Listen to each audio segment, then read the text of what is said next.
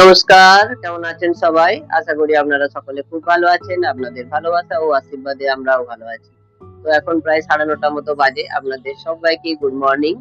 আর আমি এখন স্নান-টান করে একটু ঠাকুরের পূজা করে জলখাবার বানিয়ে নিয়ে চলে এলাম। এখন আমি জলখাবার খাবো। আপনাদের দাদাও বাড়িতে আছে, ও খাবে। একসাথেই খেয়ে নেবো।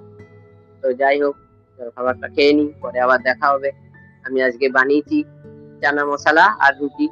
আমাদের তো প্রতিদিনই রুটি খাওয়া হয়। তাই রুটির সাথে কিছু একটা করতে হয়, তাই করে নিলাম আজকে চানা মশলা আর রুটি। এই যে চানা মশলা করে নিয়েছি আর এই যে রুটি বানিয়ে নিয়েছি।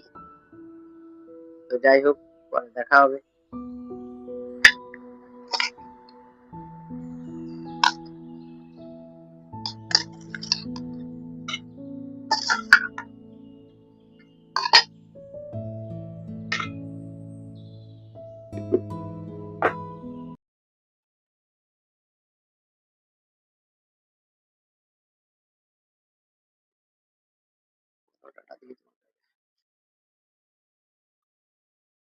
চলো বসো।